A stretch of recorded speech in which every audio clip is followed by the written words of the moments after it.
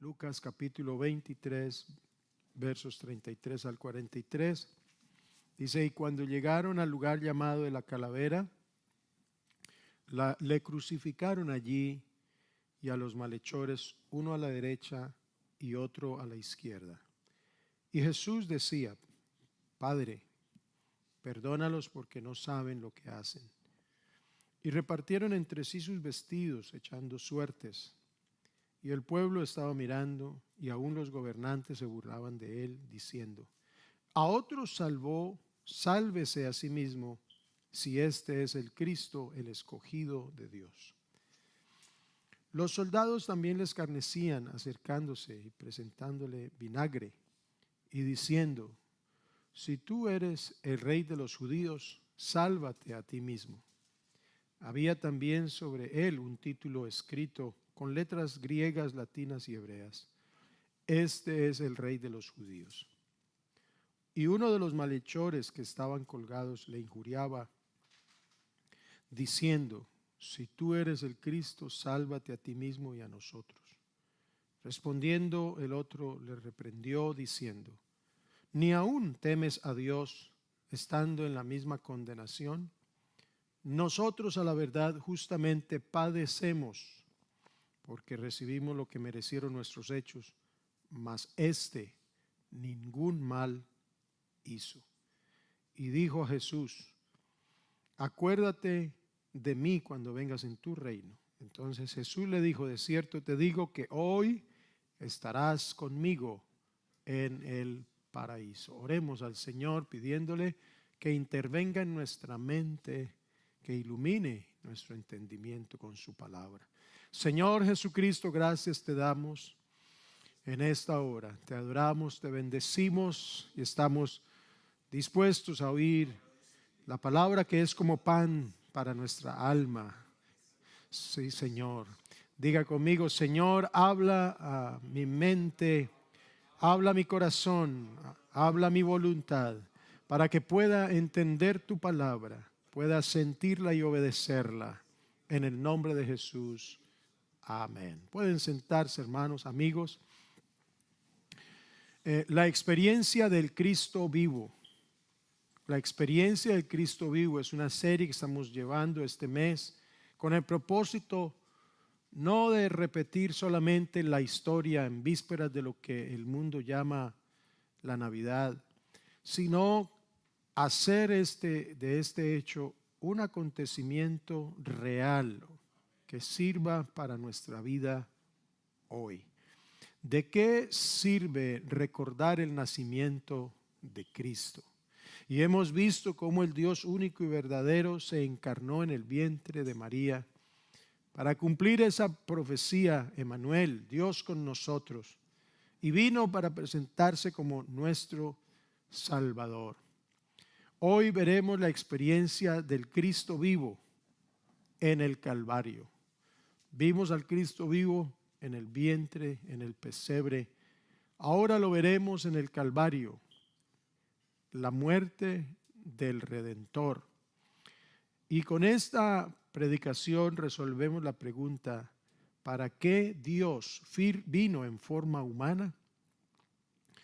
Estos versos, este relato nos habla de dos cosas particulares: la identidad de Cristo con el hombre, pero no el hombre no en cualquier condición. No es la identidad de Cristo con el hombre lleno de fortuna, fama, lleno de salud y espléndidos vestidos, lleno de gozo, rodeado de sus familias. No, la identidad de Cristo con el hombre pecador. Por eso fue rodeado de dos malhechores, porque Cristo se identificó con la condición paupérrima del ser humano por causa del pecado. Pero además de esa identidad, este relato nos habla de ese despojarse de Cristo. El Señor se despojó de su gloria, porque estando ahí crucificado no hizo nada para defenderse, y se burlaban y le decían: si tú eres el Cristo, sálvate a ti mismo. Míralo, a otros salvó, pero ni siquiera puede salvarse a sí mismo.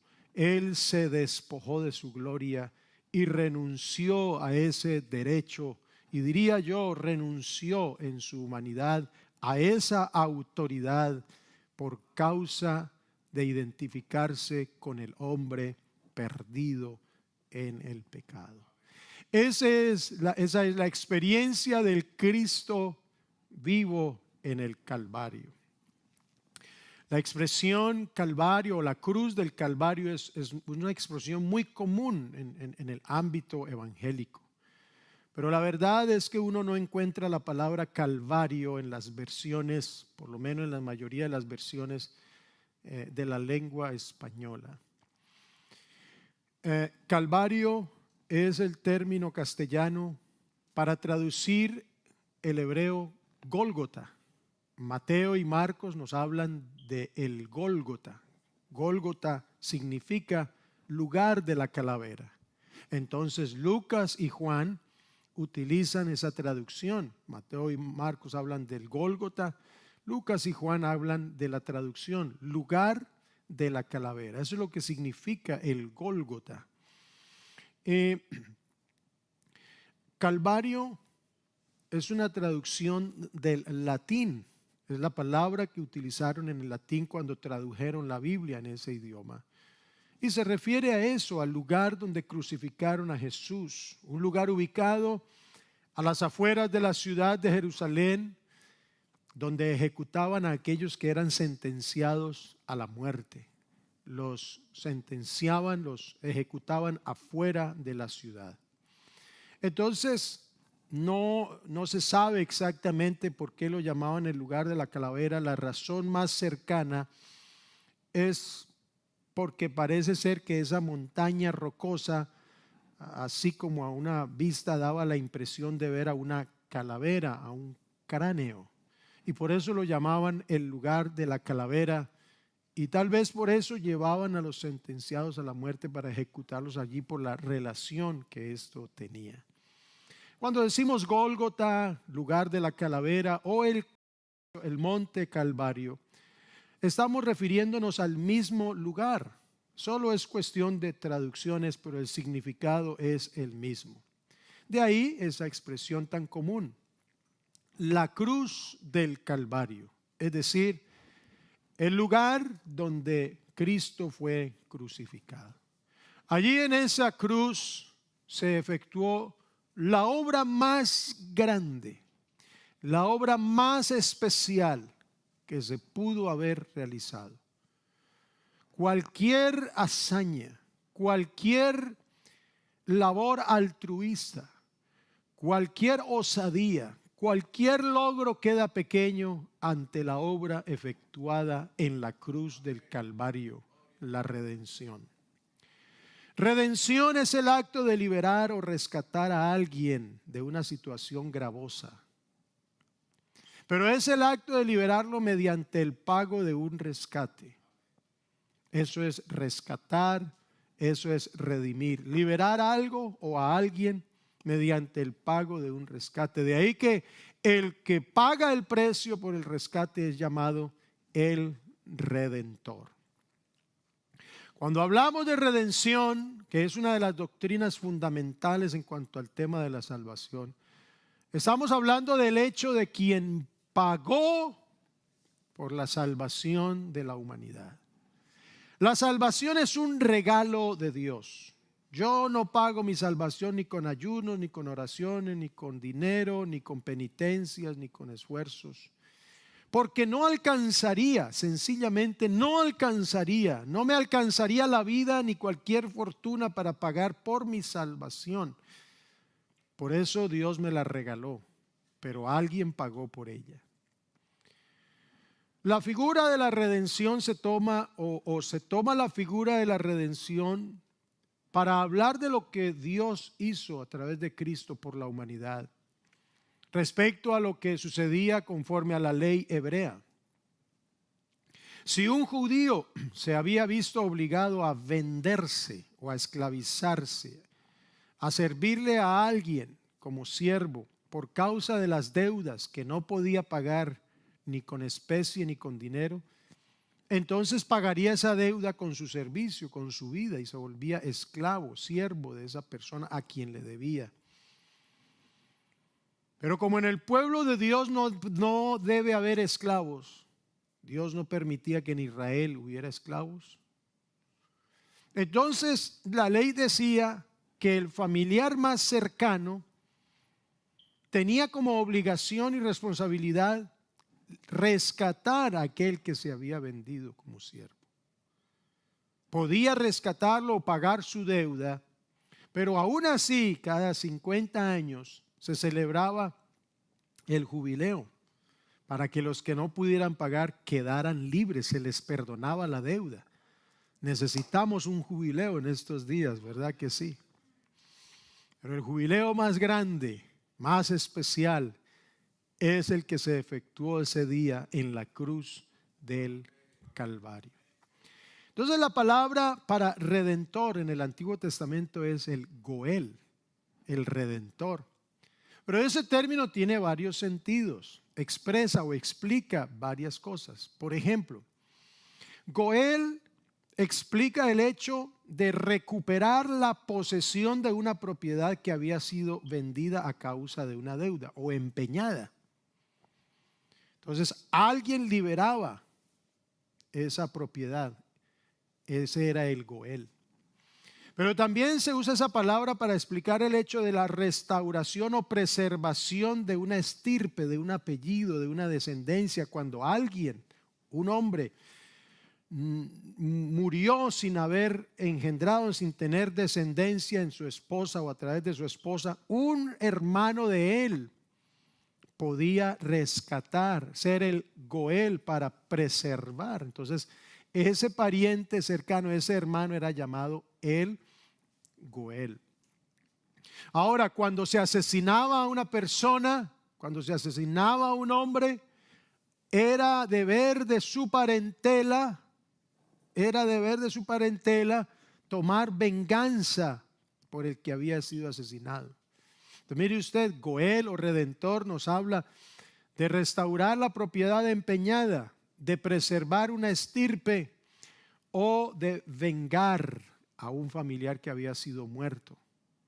Pero el sentido más alto de este significado, de esta palabra Goel, redentor, es aplicable a Dios. Él es el redentor por excelencia.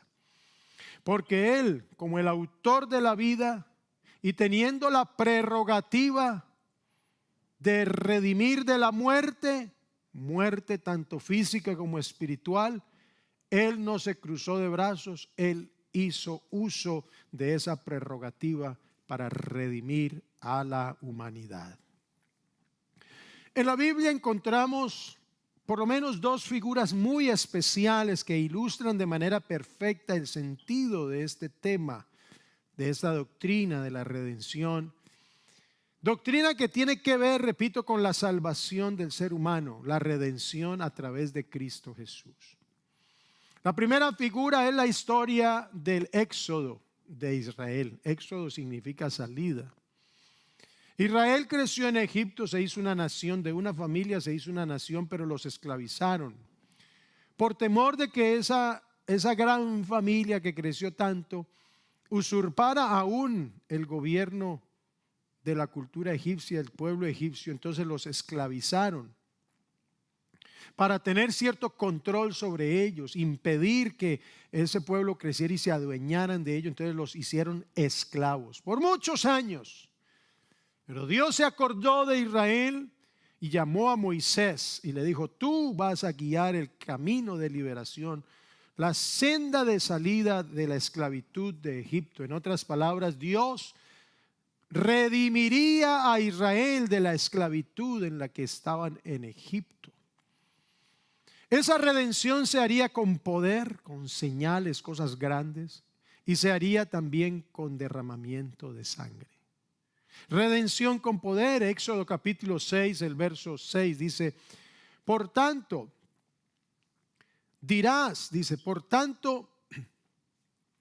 dirás a los hijos de Israel: yo soy Jehová, y yo os sacaré de debajo de las tareas pesadas de Egipto, y os liberaré de su servidumbre, y os redimiré con brazo extendido y con juicios grandes. En efecto, así lo hizo. Usted seguramente ha oído de la historia de las 10 plagas en Egipto. El Señor se glorificó haciendo tremendos milagros, milagros poderosísimos, debido a la incredulidad, a la dureza del corazón del faraón, que no quería dejar ir a Israel. Pero Él, el Señor, el Redentor de Israel, que es un título muy especial que se le da en las Escrituras al Señor, el Redentor de Israel, con mano poderosa, con señales y prodigios, quebrantó esa dureza del faraón. ¿Cuál fue la última acción que hizo Dios para doblegar esa dureza del faraón? Matar a todos los primogénitos en las casas de Egipto. Dios dijo: todo primogénito de las personas y aún de los animales ha de morir por causa de la dureza del faraón. Pero ¿qué hizo el Señor con su pueblo? Porque el Señor no quiere esclavos en su pueblo y el Señor no quiere muertos en su pueblo. Él quiere que nosotros tengamos vida, vida en abundancia. Entonces le dijo a Israel, dijo a Moisés: vaya, dígale a Israel que esta noche va a pasar el ángel castigando con la muerte sobre todo primogénito en las casas de Egipto. Pero ustedes consíganse un sustituto que reemplace, valga la redundancia, a sus primogénitos. ¿Y cómo lo hacemos? Agarren un cordero por familia. Y si son familias pequeñas, pues se unen. Y esa sangre van a sacrificarlo, van a matarlo allí, pero esa sangre necesito que se derrame. No lo van a matar ahogado, ni a los golpes, ni con un golpe en la cabeza. Tienen que derramar la sangre, porque esa sangre les va a servir a ustedes como un medio de señalización, para que cuando el ángel pase por las casas y vea la señal ahí en los dinteles y en las columnas, pase por alto y no visite con muerte esa casa. De ahí que se celebra la Pascua, el Passover, que dice en inglés, porque Pascua quiere decir pasar sobre. En la casa donde había la señal de la sangre que representaba la muerte de un sustituto en lugar de los primogénitos, no hubo muerte, solo en la casa de aquellos egipcios. Yo me supongo y quiero imaginar que hubo egipcios que creyeron en esa estrategia e hicieron lo mismo. Creo yo, puedo estar equivocado, que aún en sus casas hubo ese tipo de protección. Una historia maravillosa de redención, de rescate. Redención con poder, redención con sangre, porque alguien murió en lugar de los primogénitos. La segunda historia que ejemplifica de manera maravillosa y magistral es la historia relatada en el libro de Ruth. Usted puede leer esa historia en su casa, al igual que el libro de Éxodo, y entonces usted va a ver plasmada el reflejo de lo que es el significado especial de la redención. En la historia de Ruth vemos el majestuoso cumplimiento de Dios. Ruth era una mujer gentil. Gentil se utiliza para expresarse de aquellas personas que son de otros pueblos diferentes a Israel. El pueblo de la promesa. El pueblo donde Dios no quiere esclavos. Al pueblo al cual Dios le da vida y lo protege. Pero Ruth no era de ese pueblo. Se casó con uno de este pueblo, pero ese esposo murió. Y ella se fue con su suegra del lugar donde vivían, por allá por Moab. Se fue otra vez y regresaron a su tierra, a la tierra de su difunto esposo. Y estando en esa tierra, entonces la ley judía permitía que a ese difunto se le levantara estirpe. Y un familiar de su esposo, difunto esposo, el de Ruth, la toma a ella por su esposa, y ese hombre se llamaba Booz, y ese Booz fue el Goel, fue el redentor, no solamente de la estirpe de su familiar, sino que fue el redentor de Ruth, porque nuevamente la trajo a la familia de Israel. Aquí en esta historia, en este suceso, vemos este Dios eterno y poderoso velando por su plan. Porque a través de lo que le sucedió a Ruth, vemos a Dios cuidando, velando por el linaje humano a través del cual Él vendría al mundo en forma humana. Porque Ruth, en la genealogía que muestra allí, entonces nosotros vemos que Ruth, la moabita, fue la bisabuela del rey David, linaje del cual vino Cristo Jesús, de quienes según la carne vino Cristo, dice la Biblia. ¿Cómo es que Dios entonces se convierte en nuestro redentor, en nuestro pariente cercano, en nuestro Goel? Pues precisamente por el milagro de la encarnación vino a hacerse como uno de nosotros. Aquí es donde nosotros encontramos la razón por la cual Dios se hizo carne, se hizo como uno de nosotros, para ser nuestro pariente, para ser nuestro hermano y poder redimirnos, porque Él pagaría con la muerte el precio de nuestra liberación. Hebreos el capítulo 12, el verso 9 dice: sin embargo, vemos a Jesús, que fue hecho un poco inferior a los ángeles, coronado de gloria y honra por haber padecido la muerte. Así, por la gracia de Dios, la muerte que Él sufrió resulta en beneficio de todos. Y el verso 11 nos dice: tanto el que santifica como los que son santificados tienen un mismo origen, por lo cual no se avergüenza de llamarlos hermanos. Por eso Él se manifestó en forma humana.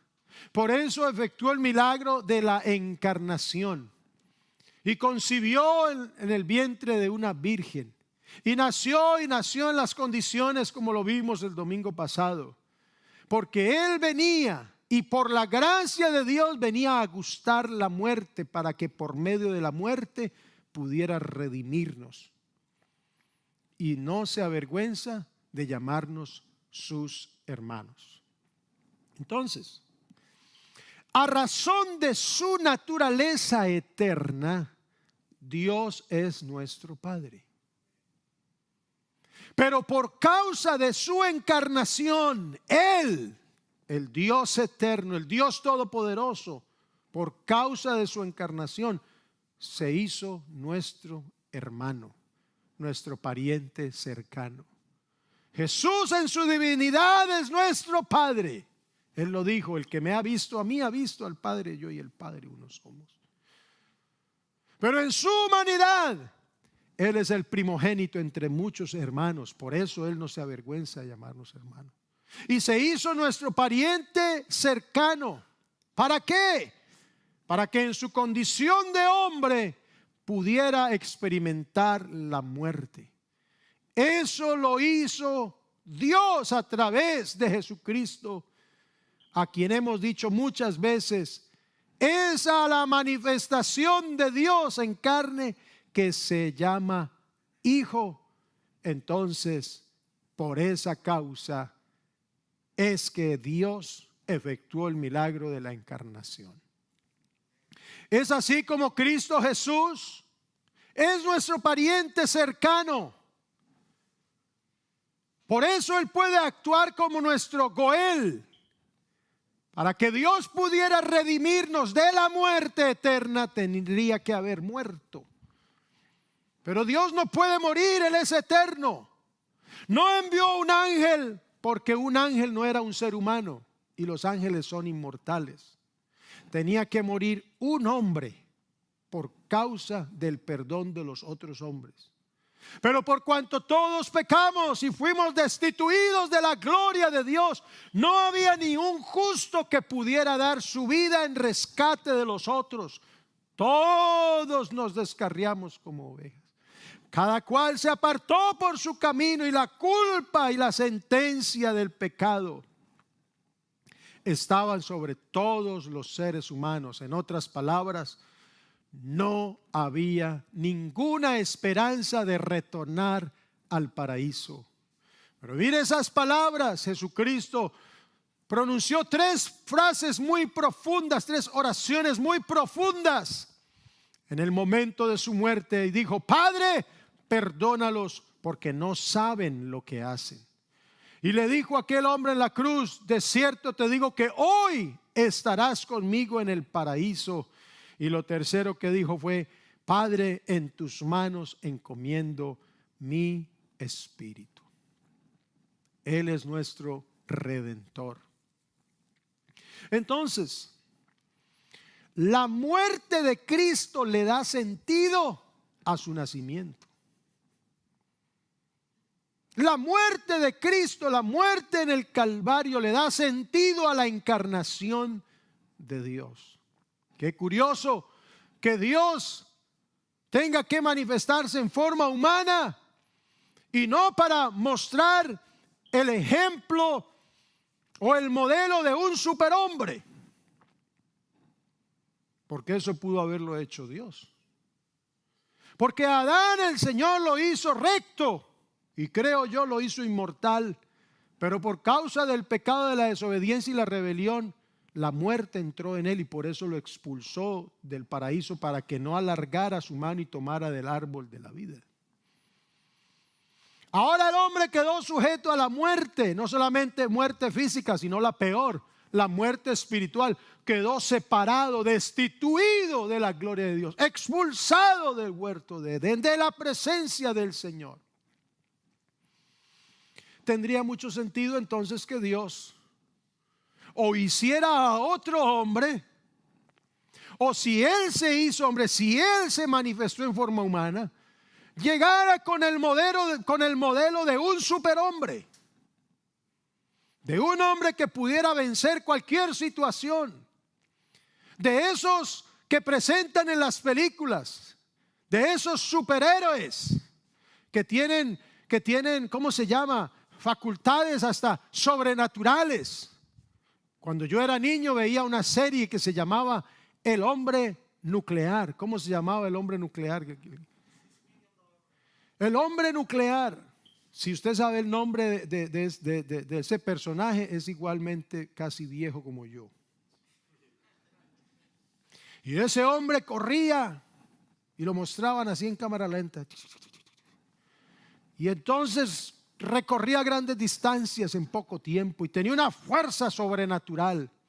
Hubiera tenido sentido que Dios se manifestara de esa manera, y que cuando vinieran a capturarlo o a tratar de matarlo, él, ¡fum!, ese superhombre. Y Israel esperaba un hombre así, porque esa era la promesa, el Mesías del cual hablamos el domingo pasado. Alguien que restaurara a Israel, que ya no tenía ni tierra, ni eran nación, despojados. Pero había una promesa, que habría alguien que los restauraría, y ellos esperaban a un superhombre que restaurara la nación, que restaurara el poder y la autoridad en Israel y venciera el indestructible imperio o ejército del imperio romano. Pero ¿a quién vemos naciendo en ese humilde pesebre? Un niño que crece y cuando cumple los 30 años es enviado por Dios, porque ahí fue cuando Dios envió a su hijo. Se le llama hijo a la manifestación de Dios en carne. No lo envió desde la eternidad, porque en la eternidad no hay más de un Dios, hay un solo Salvador, un solo Redentor. Lo envió a esa manifestación humana. En otras palabras, se envió a sí mismo, la divinidad de la humanidad, cuando cumplió 30 años, la edad en que un hombre en Israel podía ejercer el sacerdocio. ¿Y qué es un sacerdote? uno que intercede ante Dios por el pueblo. Eso hizo Jesús, interceder por nosotros delante de Dios. ¿Y de qué manera lo hizo? No con un sacrificio ajeno, con sangre ajena, sino que lo hizo con su propia sangre, con su propia vida. Por eso Él es el sumo sacerdote que puede compadecerse de nosotros. Entonces aparece Cristo Jesús, caminando de un lugar a otro, sujeto a las necesidades de un ser humano. Sufrió e hizo todo lo que hace un ser humano, menos pecar, porque fue tentado en todo, pero sin pecado, porque Él fue el hombre perfecto. Pero igual tuvo hambre y hasta lloró. Y a veces se escapó cuando lo iban a apedrear, no por cobarde, sino que no había llegado su hora. Por ahí por momentos destellaba reflejos de su gloria, convirtiendo el agua en vino. Por ahí se escapaban reflejos de su poder y de su divinidad, resucitando muertos, haciendo milagros, sanando enfermos.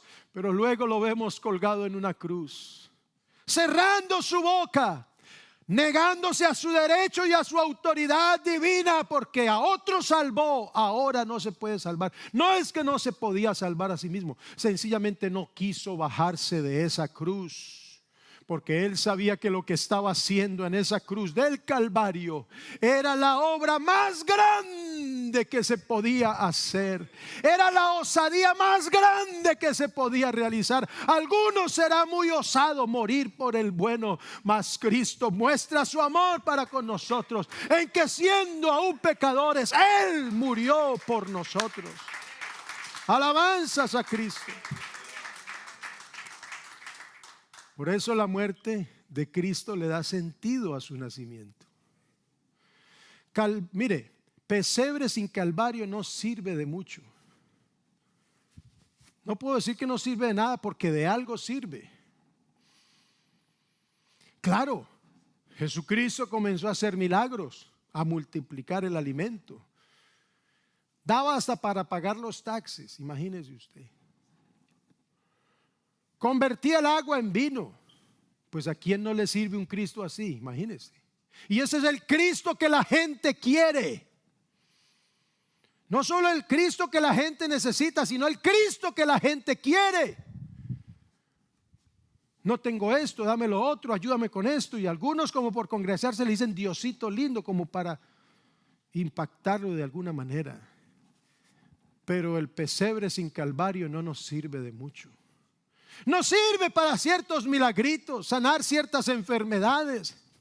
Hermano, para Dios sanar un cáncer, eso no es nada.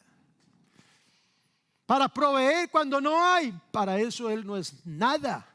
La Biblia dice que las aves de los cielos no trabajan, las flores del campo no trabajan, no hilan. Pero Dios alimenta a su creación, a sus aves y a los animales, y a las flores del campo los alimenta con toda su belleza. Ni siquiera Salomón se vistió con la belleza con las que están las plantas y las flores. Pero el Señor dice: y no valen más ustedes que ellos, hombres de poca fe. Para el Señor hacer milagros son las añadiduras. Pero la gente quiere un pesebre sin calvario. Pero nosotros en el Evangelio tenemos la obra completa. Tenemos al pesebre, tenemos al Calvario y tenemos la tumba vacía y el Espíritu Santo derramado en el Pentecostés. Que ese será nuestro tema próximo: la experiencia del Cristo vivo en el Pentecostés.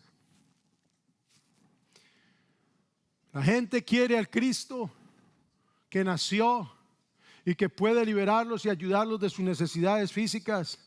Pero cuando el Señor comenzó a pedirles compromiso: beban mi sangre, coman mi carne, es decir, comprométanse conmigo aún hasta estar dispuestos a morir por mi causa. Entonces, ¿qué hizo la gente? Las multitudes que lo apretaban comenzaron a irse, a dejarlo. Dura es esta palabra, esto es mucho compromiso. No, Calvario, no quiero Calvario, yo quiero es pesebre. Y eso es lo que la gente quiere. ¿Para qué quiere la gente el pesebre en diciembre? Para dar, repartir regalos. Deme los regalos, yo se los recibo. Pero la gente sigue en su problema. El peor problema que el hombre tiene no lo resuelve el pesebre. El peor problema que la humanidad tiene fue resuelto en el Calvario. Gracias a Cristo Jesús por su muerte en el Calvario. Que para algunos es la locura más grande. Como un hombre crucificado que no se salvó, no hizo nada para salvarse, puede ser el gran vencedor. Pues sí, Él estando crucificado exhibió a las potestades y quitó el acta que nos era contraria. Toda la culpa que estaba escrita contra nosotros por justa razón, por nuestro pecado, Él la quitó de en medio porque Él la llevó sobre su cuerpo. Entonces la obra que complementa la encarnación es la muerte en el Calvario. Si Cristo no hubiera muerto, creo que ni estaríamos aquí en esta hora. No estaríamos aquí. Y estaríamos presos de nuestros pecados, de nuestros vicios, de nuestros malos hábitos. Pero recuerde, Dios no quiere esclavos en medio de su pueblo. ¿A cuántos nos ha liberado el Señor? Y Dios no quiere personas asustadas por la muerte. El Señor vino a darnos vida y vida en abundancia. ¿Cuántos tienen la vida de Cristo? Hay tres cosas muy importantes de las cuales el Señor nos ha redimido y que le dan sentido a esa encarnación, a ese pesebre. Porque la verdad es que la gente celebra el nacimiento de Cristo. No sé si haya algo malo en celebrar el nacimiento de Cristo. Yo se lo dejo a su conciencia. La Biblia no dice ni fu ni fa. Relata el nacimiento, no hay una orden, no hay un mandamiento. Entonces, la gente celebra el nacimiento de Cristo, pero después vuelve a su condición lamentable. Se olvidan de que ese Cristo nació y vuelven a su pecado. Muchos se emborrachan y maldicen al pie de ese pesebre, porque no han entendido.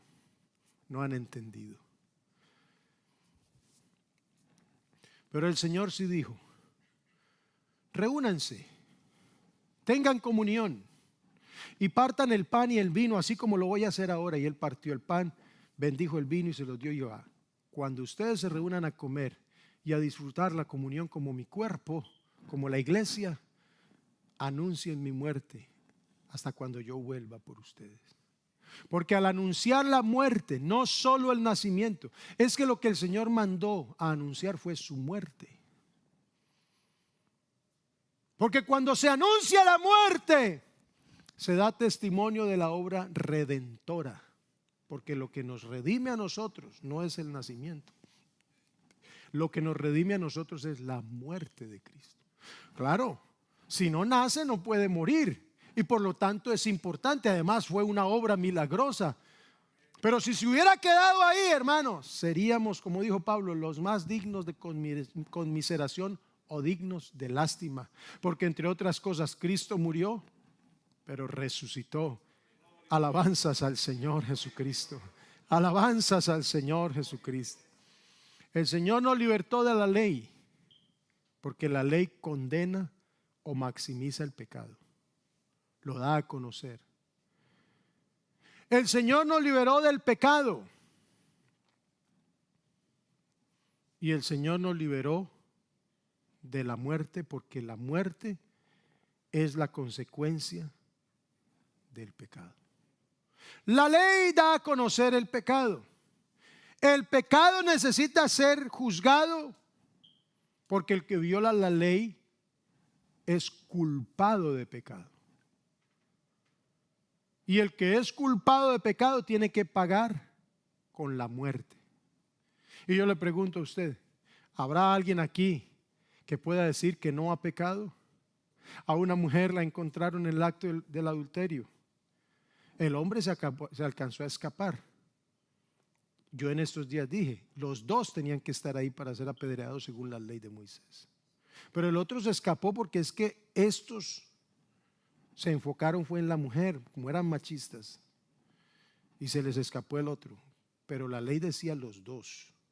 Y la traen ante Cristo y le dicen: Señor, la encontramos en el acto de adulterio, porque era para probarlo a él.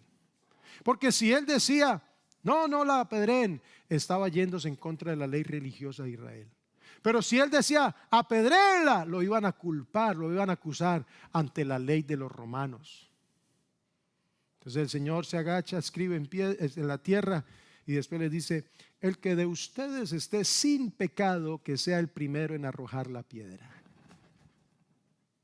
Y comienzan desde los más pequeños a los más grandes a acordarse. El pequeñito porque se le robó los cambios que traía de la mamá o no le obedeció. O le cascó a su hermanito y después culpó al otro. Tiró la piedra. El adolescente, el joven y el viejo.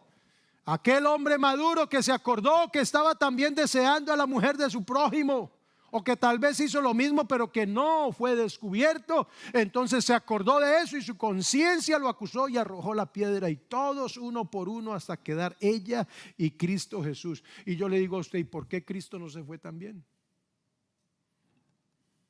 Porque él no tenía pecado. No tenía una conciencia que lo culpara de pecado, porque fue tentado en todo, pero sin pecado, el hombre perfecto. Por eso él pudo quedarse ahí. Y le dice: yo sí puedo apedrearte, yo sí puedo condenarte, porque yo no tengo ningún pecado. Pero es que él no vino a eso. Él vino a buscar y a salvar lo que se había perdido. Mujer, ni yo te condeno, vete y no peques más. Y la mujer asustada dice: y Señor, ¿y quién va a pagar por mi culpa? Tranquila, que yo despuesito, allá en la cruz, yo pago la deuda. Dígale que me la anoten a mi cuenta, que yo la voy a pagar. Y esa mujer se va totalmente agradecida y asombrada de lo que acababa de suceder, porque era imposible que una mujer se escapara en esas condiciones. Ni siquiera un hombre tenía que morir apedreado. Pero de ese milagro casi nadie habla. Todos quieren el milagro de los peces, de los panes. Todos quieren el milagro del estatero en la boca del pez. Todos quieren el milagro de los bienes, de los materiales, de los bienes materiales, el milagro de la prosperidad material. Y muchos predicadores hoy predican de la prosperidad material y del reino de la iglesia. No hay reino de la iglesia sin que esté el Rey Jesús en este lugar. Pero no todos quieren el evangelio del Calvario. Porque el que quiere venir en pos de mí, tome su cruz, niéguese a sí mismo y sígame. El Calvario nos reclama a nosotros el arrepentimiento de nuestros pecados y la conversión a Jesucristo. El Calvario nos reclama a nosotros una decisión firme y decidida, valga la redundancia, para poder seguir a Cristo y dejar el pecado. Eso nos requiere el Calvario. Pero la gente, en su mayoría, solo quiere el pesebre y no quiere el Calvario. Pero nosotros en esta tarde lo recibimos a Él con todo. Yo lo recibo a Él con su amor y lo recibo con sus milagros, porque Él me ha hecho milagros y los hará. Pero también lo recibo con su muerte. Por eso en el bautismo uno se identifica con la muerte, sepultura y resurrección con Cristo. Ahora, ¿por qué tenía que morir en una cruz? La historia nos dice que cuando se anunció su nacimiento, las autoridades, o vino la orden de las autoridades, maten a todo niño menor de 2 años por celos civiles y todo eso, ¿no? Porque viene el Mesías. Os ha nacido hoy en la ciudad de David un Salvador. Entonces estos creyeron que era un superhombre. Y este va a acabar con los romanos y va a poner a Israel como cabeza de naciones. La solución: maten a todos los niños que nazcan por aquí. Y se fueron a matar. Por eso José se fue con María a Egipto. Entonces el diablo pretendió evitar la muerte de Cristo de esa manera, pretendiendo matarlo cuando era niño. El diablo intentó varias veces, tentando a Cristo a morir de otra manera. ¿Se acuerdan en el desierto? Si eres hijo de Dios, lánzate de aquí, porque a sus ángeles mandará para que te protejan. Pero Jesús no iba a morir mediante suicidio. Por ahí como que lo iban algunos a perseguir, de pronto a apedrear. Se les escabulló, no por cobarde, sino que la muerte de Cristo no iba a ser por lapidación tampoco. La muerte de Cristo tenía que cumplir tres cosas. Tenía que cumplir martirio, tenía que cumplir humillación y tenía que cumplir maldición. Mire lo que dice en Isaías, el capítulo 53, versos 3 al 6. Despreciado, esa era la profecía. Despreciado y desechado entre los hombres, varón de dolores, experimentado en quebranto, como que escondimos de él el rostro. Fue menospreciado, no lo estimamos. Ese era el superhombre que esperaba la gente. Pero Dios no se les aparece así. Totalmente opuesto, totalmente lo contrario, dice el verso 4. Ciertamente llevó él nuestras enfermedades, sufrió nuestros dolores, nosotros le tuvimos por azotado, por herido de Dios y abatido. Verso 5. Mas él herido fue. ¿Por qué? No fue por su culpa, por sus fechorías, no, por las nuestras. Mas él herido fue por nuestras rebeliones, molido por nuestros pecados.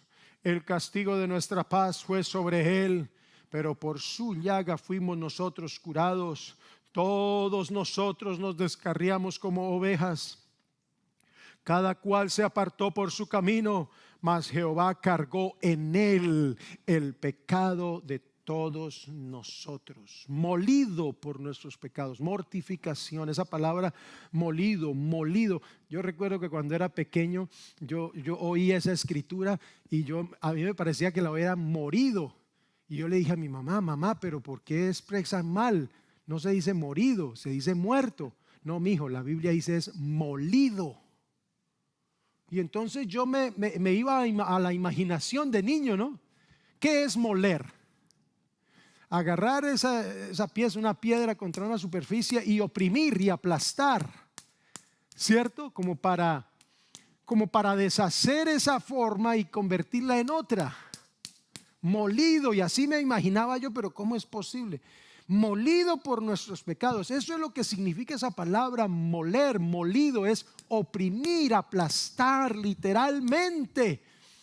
Porque la humanidad de Cristo tenía que ser disuelta, representando la disolución de nuestro pecado. Al que no conoció pecado, por nosotros lo hizo pecado, para que fuésemos hechos justicia de Dios en él.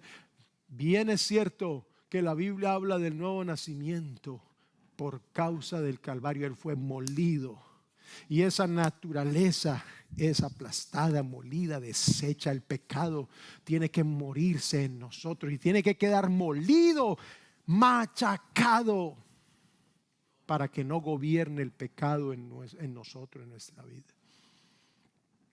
Tenía que cumplirse la mortificación. ¿Cómo lo mortificaron a él? ¿Cómo fue molido? Varón de dolores, experimentado en quebranto. ¿Cómo fue despreciado y desechado? Lo azotaron, lo crucificaron con una corona de unas espinas así grandes y se las clavaron en su sien. Los latigazos. Averigüe usted en el Google ¿Cómo era un látigo romano? Eran varias cintas o tiras de cuero con unas bolas de plomo al final, y algunas tenían como unos chuzos así, que no solamente golpeaban, sino que traían la carne, despedazaban a la persona, y a él lo azotaron, dice la Biblia. Mortificado, molido por nuestros pecados. Entonces tenía que cumplirse ese tipo de muerte. No podía ser ni por lapidación, ni por suicidio, ni de ninguna otra manera. Tenía que ser por mortificación, molido por nuestros pecados. Tenía que cumplir la humillación, la vergüenza. A ellos los desnudaban y los colgaban en esa cruz y los elevaban para que todo el mundo viera y tomara ejemplo de lo que le pasa a un malhechor. Mire lo que le pasa a un asesino, a un ladrón. Esa era la humillación para una persona, morir de esa manera, expuesto porque no podía defenderse, estaba pagando por algo malo. Y todos, cuando veían a una persona así, meneaban la cabeza con ese desprecio. Eso tenía que cumplirse en la muerte de Cristo. La humillación que representa las consecuencias del pecado, porque hay dos cosas que humillan al hombre: las consecuencias por el pecado y la muerte. Y lo tercero era la maldición. La maldición, porque él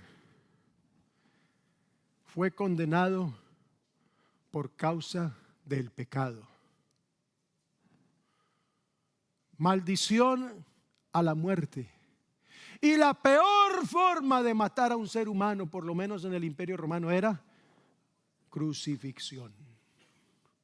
Porque esa muerte, después de haber sido el personaje, cualquiera que sea, azotado, que ya nada más con esos azotes quedaba casi muerto, y después colgarlo, todo lo que produce de manera física y los efectos que produce una persona en esta posición, como los crucificaban. Hermano, el solo hecho de poder respirar un poco, yo creo que los que sufren lamentablemente de problemas respiratorios por causa de este virus que hay ahora, no es nada para el dolor que le causaba a un crucificado tratar de respirar, y se apoyaba para respirar y se apoyaba, y donde estaba clavado sus pies, hermano, eso causaba un dolor profundo. Cada inhalación era un dolor, era una cosa horrible, según expresan los expertos. Bueno, esa era la maldición, colgado en un madero. Eso lo dice el apóstol Pablo a los Gálatas, capítulo 3, verso 13. Dice: pero Cristo nos ha rescatado de la maldición dictada en la ley cuando fue colgado en la cruz. Cuando fue colgado allí, cargó sobre sí la maldición de nuestras fechorías, porque está escrito: maldito todo aquel que es colgado en un madero. Por eso era que Cristo Jesús tenía que ir a la cruz, y él lo sabía. Cuando se los dijo ya finalmente a sus discípulos: el Hijo del Hombre va a ser azotado, va a ser entregado, y los sacerdotes y los principales, entonces le dijeron: no, ¿cómo se te ocurre? Y Pedro: no, que no te pase eso. Jesús dijo: no, tiene que ser así. Para esta hora he llegado. Por eso, cuando fueron a buscarlo mediante la traición de Judas, Judas fue y le entregó con un beso. ¿Cuántos cristianitos están entregando a Cristo ahora con un beso? Y lo entregan para irse al pecado otra vez y justificarse de alguna manera. Pero cuando fueron por él, Jesucristo no se escondió, no se escabulló. Él les salió al encuentro: aquí estoy, yo soy, me buscan. Dice la Biblia que los que fueron por Cristo cayeron para atrás. Eso de tirarse para atrás no es bíblico de los hijos de Dios, es de los enemigos de Dios. Porque el que se encuentra frente a Cristo, frente al Señor, frente al Creador, frente a su Redentor, lo único que puede hacer es postrarse de rodillas, humillado delante de Él. Por eso Cristo Jesús fue a la cruz y murió de esa manera. Nos redimió. Y algunos lo dejaron. Dijeron, hasta aquí llegó todo. Ahí murió la esperanza de Israel. Nosotros que pensábamos que que hacía esos milagros nos iba a liberar del imperio romano. Y lo dejaron. Unos cuanticos por ahí, 2, 3 mujeres estaban pendientes donde lo sepultaron. Pero lo abandonaron. Despreciado, desechado entre los hombres. Claro. Pero recuerde que la muerte de Cristo es la razón de la encarnación de Dios. Porque en el Calvario Jesús ejerció su función como el Cordero sustituto. ¿Qué quiere decir eso? Que esa cruz le correspondía a usted. A usted. A usted y a mí. Pero Él tomó ese lugar. Yo no quiero que vayan allá, porque si van allá quedan muertos para siempre. La puerta a la presencia de Dios se quedará cerrada. El regreso al paraíso quedará obstaculizado. Entonces Él se entregó a sí mismo y dijo: yo voy a tomar el lugar de ellos. Tomó nuestro lugar. Tomó nuestro lugar. Hermano, y cuando alguien le paga la cuenta a uno se siente hasta avergonzado, ¿cierto? No, contento porque pero avergonzado. No, yo pago, no, yo ya pagué. Y uno dice, no, pero ¿cómo así? No, qué vergüenza. No, déjeme, yo por lo menos hago esto. Cuando se va a pagar alguna cuenta, pues hago el amague, ¿cierto? No, yo pago. Y no, hermano, no pague. Como ven que mando la mano aquí, le saco el pañuelo. No, tranquilo, pague. Bueno. Ese es un joke que me aprendí yo cuando era muchacho. Lo practicábamos ahí. Pero casi nadie se pelea por pagar. ¿Cierto? Casi nadie se pelea por pagar. Yo pago, yo pago, no. Bueno, sí, pago pues.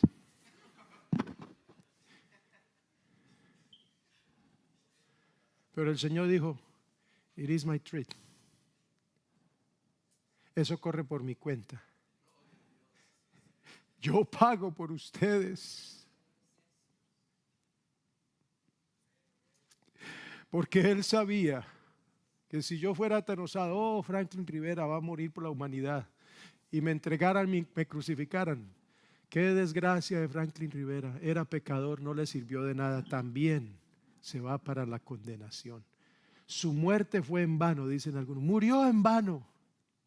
Y de ahí los famosos mártires de la patria y todo, que no quede en vano. Y que no. Él dijo, yo pago. Pero es que Él tenía con qué pagar. Hermano, cuando uno no tiene con qué pagar sino lo de uno dice a la americana. Esa es la forma más fácil de salirse. Vamos por a la americana, porque uno no tiene para pagarle a todo. Entonces cada uno paga su cuenta. El Señor dijo, no vamos a la americana, vamos al estilo del cielo. Yo pago por todos. Pero Él tenía con qué pagar. Siendo rico, Él se hizo pobre, y con su pobreza, hermano, si con su pobreza nos hizo ricos, ¿qué no nos dará con su riqueza en gloria? Alabanzas a Cristo. Eso merece un aplauso, ¿o no? No, pero un buen aplauso.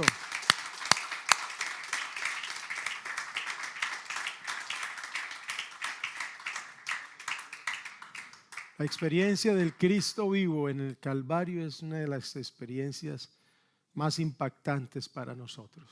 Termino con esto. En la cruz Cristo pagó el rescate por nuestro perdón, por nuestra salvación. En la cruz Cristo ofreció la ofrenda perfecta por medio de la cual hemos sido santificados.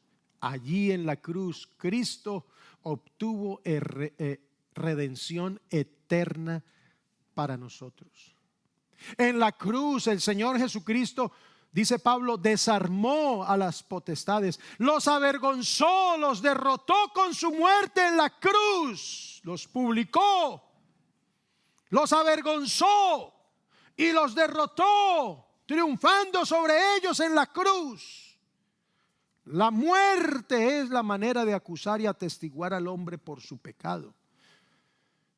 Toda persona que va a la muerte se le acusa. ¿Por qué murió? Porque era un ser humano. ¿Pero por qué tiene que morir? Por causa del pecado. Y ahí está. Y así se atestigua que el hombre o que una persona es pecadora cuando va a la muerte. Pero cuando Cristo murió, no se le acusó a él. El centurión, dice la Biblia, que cuando lo vio allí y murió, dijo: verdaderamente este hombre era justo. Eso lo dice así Lucas. Verdaderamente, creo que en otro pasaje dice: este era el Hijo de Dios. Verdaderamente este hombre era justo. Cuando él murió, no murió por sus culpas, por sus fechorías, no murió por sus pecados, pues él era sin pecado, sublime más que los cielos, apartado de los pecadores. Pero así nos convenía ese sumo sacerdote. Él era sin pecado. En la cruz el justo fue entregado por los injustos para llevarnos a Dios. Es por eso que en el bautismo, que es para el perdón de los pecados, es necesario que se invoque no títulos, sino el nombre. Un título no dice mucho, dice que es una manifestación, pero el nombre nos dice de aquel que murió en lugar de nosotros. Entonces uno se hace bautizar en el nombre de aquel que fue crucificado por mí. Entonces, en el bautismo debe invocarse el nombre de Jesús, porque fue Cristo Jesús el que tomó nuestro lugar en la cruz. Entonces ahora nosotros en el bautismo tomamos el lugar de Él. El lugar que Él tomó por nosotros en la cruz, ahora nosotros tomamos el lugar de Él en la gloria mediante el bautismo. Desde hoy estarás conmigo en el paraíso. Por eso una persona, para ser salva, tiene que bautizarse en el nombre de Jesucristo. En la cruz, Cristo también pagó el rescate aún por nuestra sanidad. Porque las enfermedades vinieron a causa del hombre caído, a causa del pecado. Se dice que Jesús pudo haber sido azotado con 39 latigazos. Los romanos no tenían un límite, ellos hasta que se cansaran. Pero la ley judía decía no más de 40 y casi nunca llegaban por dignidad al azote número 40. Te lo dejaban en 39. Eso le pasó a Pablo. Fue azotado 40 veces menos una. Entonces se cree que a Jesús lo hayan azotado 39. Asumiendo esa posibilidad, podríamos hacer esta aplicación que no es una doctrina, no se puede aseverar, pero puede tener sentido, hermano, y quiero despertar su fe. Si él hubiera sido azotado 39 veces, también se dice que las enfermedades humanas se dividen en 39 clases. Todas las enfermedades que hay se dividen en 39 clases, como que si el Señor hubiera sido azotado por cada una de esas clases de nuestras enfermedades para sanarnos. Por eso el profeta dijo estas palabras que ya las leímos. Ciertamente, Isaías 53, 4 y 5. Ciertamente llevó Él nuestras enfermedades y sufrió nuestros dolores. Y nosotros le tuvimos por azotado, por herido de Dios y abatido, mas Él herido fue por nuestras rebeliones, molido por nuestros pecados. El castigo de nuestra paz fue sobre Él y por su llaga fuimos nosotros curados. ¿De qué? De la peor enfermedad que hay en el mundo, llamada pecado, pero también Él nos cura de cualquier otra enfermedad hasta el día que Él ya no quiera curarnos más. Por eso en esta tarde yo anuncio y proclamo la experiencia del Cristo vivo, que fue a la cruz del Calvario, pero que Él está aquí en esta tarde con nosotros. Aleluya. ¿Para qué fue Jesús a la cruz? Para pagar por nuestro rescate. Por eso Dios es el Redentor por excelencia.